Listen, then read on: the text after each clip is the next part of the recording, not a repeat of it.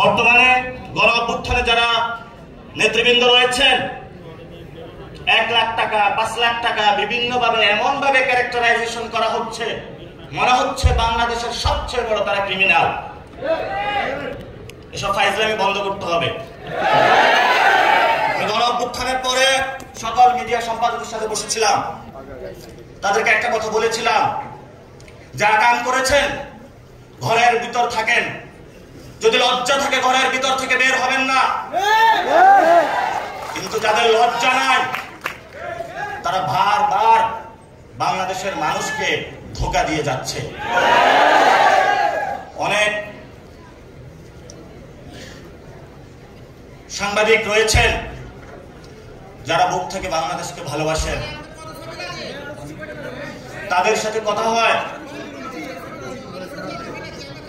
বলল নিউজ করতে চাই, জোর করে নিউজ করানো হচ্ছে অফিস থেকে। বাসায় বউ আছে, বাচ্চা আছে, দুধ খাওয়ানো লাগবে, বেতন না পাইলে আমি কিভাবে করব? এই মানুষগুলো নতুন একটা বন্দিশালা করেছে। এই মিডিয়া মালিক যারা রয়েছে, মিডিয়া যারা সম্পাদক রয়েছে, এই সম্পাদকগুলো এখন দালালি শুরু করেছে। বাংলাদেশে গণমাধ্যম প্রয়োজন, কিন্তু বাংলাদেশে যেটা গণমাধ্যম হওয়ার কথা ছিল সেটা আগে ছিল হাসিনা মাধ্যম, এখন আবার কি নাম দিব সেটা বললে তার চাকরি থাকবে না।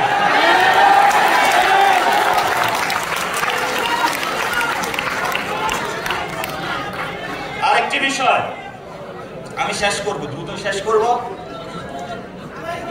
একটা গোয়েন্দা সংস্থা বাংলাদেশে ডিজিএফআই আপনার আমার পকেটের টাকায় চলাফেরা করে। তারা কত টাকা খরচ করে কিন্তু বাংলাদেশের মানুষ জানতে পারবে না। তাদের কোনো কোথাও দায়িত্ববোধ নাই, অ্যাকাউন্টেবিলিটি নাই, ট্রান্সপারেন্সি নাই। তাদের একটাই কাজ, মানুষকে ভীতি প্রদর্শন করে যে কিছু বলবি আয়না করে নিয়ে আসবো। আর আপনার আয়নাঘর তো আমরা ভেঙে দিয়েছি। সামনে যদি আয়নাঘর প্রচেষ্টা করা হয়, আমরা সে আয়নাঘর কেন ডিজিএফআই হেডকোয়ার্টার ভেঙে দিব।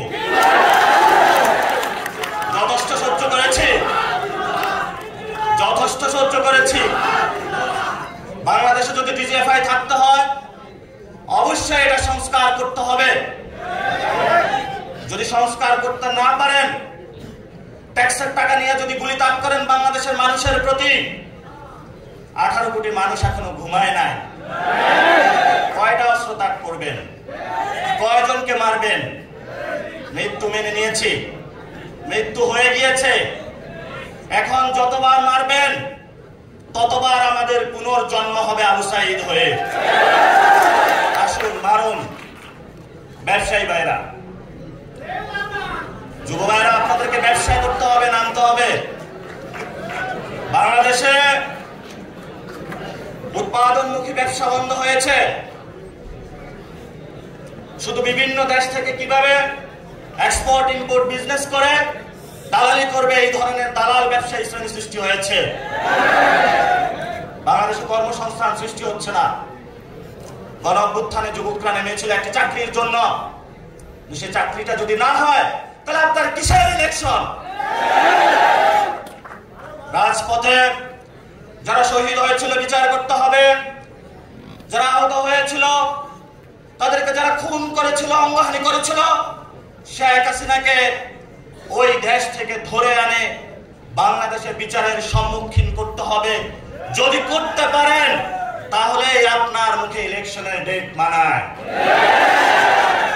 জুলাই সনদ হবে, গড়িমাসি চলতেছে, এটাতে যদি সাইন করি তাহলে কোন বিপদে পড়ে যায়? আরে বিপদ না, আপনার সন্তানের জন্য ভালো হবে, আপনার ভবিষ্যৎ বাংলাদেশের জন্য ভালো হবে। কথায় আছে, অনেকেই বলে ব্যক্তির চেয়ে দল বড়, দলের চেয়ে দেশ বড়। এখন আমরা দেখছি দেশের চেয়ে দল বড়, দলের চেয়ে ব্যক্তি বড়। কথাগুলো বলে গেলাম। ভবিষ্যতে অনেক সংকট আসবে আপনাদের সামনে। আমাদের নেতা নাহিদ ইসলাম আছেন, আক্তার হোসেন আছেন,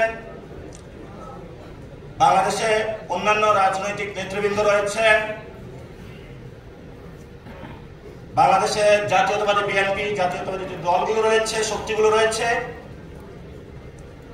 গণ অধিকার, এবি পার্টি, জামায়াত ইসলামী, ইসলামী আন্দোলন থেকে শুরু করে যারা আমরা হাসিনার বিরুদ্ধে তীব্র প্রতিরোধ আন্দোলন গড়ে তুলেছিলাম, ভবিষ্যতে মাঠে, গ্রামে, গঞ্জে যুব শক্তি কেউ যদি আপনাদের কটু কথা বলে, আমাদের এই সব বন্ধুদেরকে আপনারা সালাম জানাবেন।